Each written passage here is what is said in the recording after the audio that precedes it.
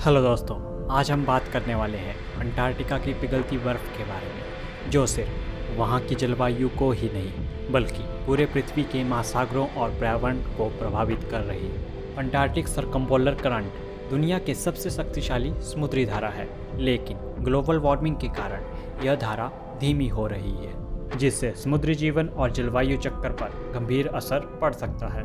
तो दोस्तों, आइए जानते हैं कि इस बदलाव के पीछे क्या कारण है और इसके नतीजे क्या हो सकते हैं और हमें इससे क्यों चिंतित होना चाहिए। तो चलिए शुरू करते हैं। अंटार्कटिका के चारों ओर क्लॉकवाइज बहने वाली अंटार्कटिक सरकम्पोलर करंट पृथ्वी पर सबसे शक्तिशाली महासागरीय धारा है। यह गल्फ स्ट्रीम से 5 गुना अधिक शक्तिशाली है और अमेजन नदी से 100 गुना अधिक शक्तिशाली है। यह प्रशांत, अटलांटिक और हिंद महासागरों को जोड़ने वाले वैश्विक महासागर कन्वेयर बेल्ट का हिस्सा है। वैश्विक महासागर कन्वेयर बेल्ट पृथ्वी की जलवायु को नियंत्रित करता है और पूरी पृथ्वी पर पानी, गर्मी और पोषक तत्वों की आपूर्ति में भूमिका निभाता है।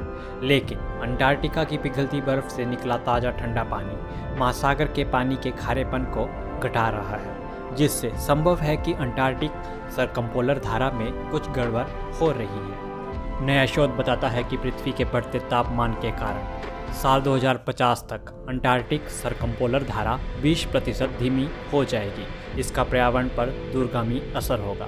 अंटार्कटिक सरकम्पोलर धारा बर्फीले अंटार्कटिक महाद्वीप के चारों ओर एक खाई की तरह है। ये धारा गर्म पानी को दूर रखने में मदद करती है, जिससे कमज़ोर बर्फ़ की चादरों की रक्षा होती है।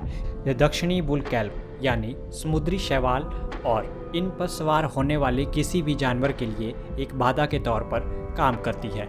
यह पृथ्वी की जलवायु को रेगुलेट करने में भी एक बड़ी भूमिका निभाती है।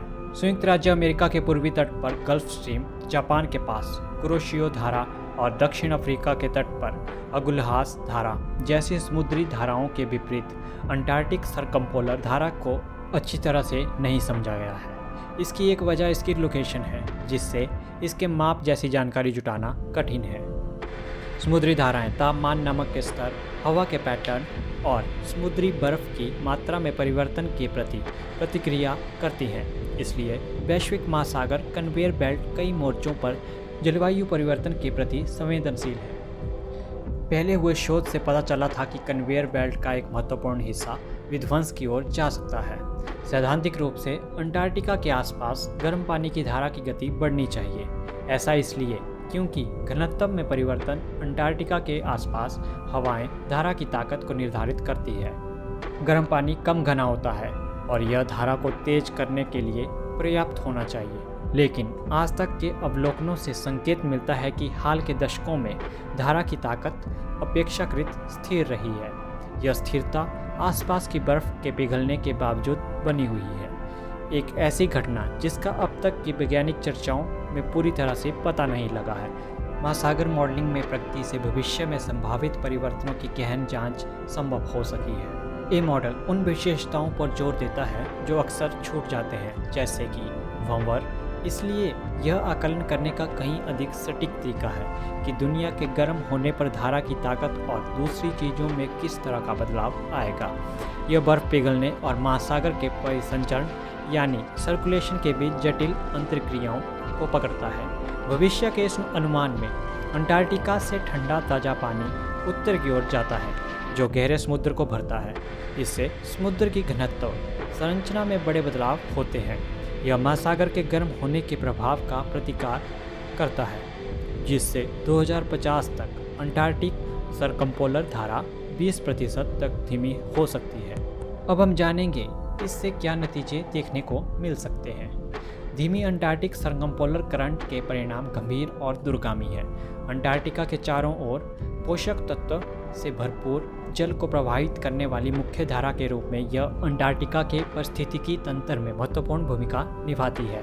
धारा के धीमा होने से जैव विविधता कम हो सकती है और मत्स्य पालन की उत्पादकता कम हो सकती है, जिस पर कई तटीय समुदाय निर्भर हैं। धारा धीमी होने से अंटार्कटिका में समुद्री शैवाल को प्रवेश में मदद मिल सकती है, जिससे स्थानीय पारिस्थितिकी तंत्र और खाद्य श्रृंखला बिगड़ सकती है। कमज़ोर धारा के कारण दक्षिण की ओर ज़्यादा गर्म पानी घुस सकता है, जिससे अंटार्कटिका की बर्फ़ की सतह पिघल सकती है और वैश्विक समुद्र स्तर में वृद्धि हो सकती है। बर्फ़ की तेज़ी से पिघलने से धारा और धीमी हो सकती है, जिससे धारा की गति धीमी होने का एक चक्कर शुरू हो सकता है। यह व्यवधान वैश्विक जलवायु पैटर्न तक फैल सकता है, जिससे वायुमंडल में अतिरिक्त गर्मी और कार्बन को अवशोषित करके जलवायु परिवर्तन को नियंत्रित करने की महासागर की क्षमता घट सकती है। तो दोस्तों, अब आप समझ गए होंगे कि अंटार्कटिका की पिघलती बर्फ सिर्फ एक दूर दराज की घटना नहीं है, बल्कि यह पूरी दुनिया की जलवायु और समुद्री जीवन को प्रभावित कर रही है। अगर यह धारा धीमी होती रही, भविष्य में इसके गंभीर परिणाम देखने को मिल सकते हैं। समुद्र का बढ़ता स्तर, बदलते मौसम पैटर्न और समुद्री पारिस्थितिकी तंत्र का असंतुलन। इसलिए हमें जलवायु परिवर्तन को हल्के में नहीं लेना चाहिए। कार्बन उत्सर्जन कम करना, नवीकरणीय ऊर्जा की ओर बढ़ना और पर्यावरण संरक्षण के लिए छोटे छोटे कदम उठाना ही इस समस्या का समाधान है। अगर आपको यह वीडियो जानकारीपूर्ण लगी हो तो इसे लाइक करें और अपने दोस्तों के साथ शेयर करें। आज के लिए बस इतना ही। मिलते हैं अगली वीडियो में। तब तक के लिए अगर आपको वीडियो अच्छी लगी हो तो वीडियो को लाइक, शेयर और चैनल को सब्सक्राइब जरूर करें। धन्यवाद।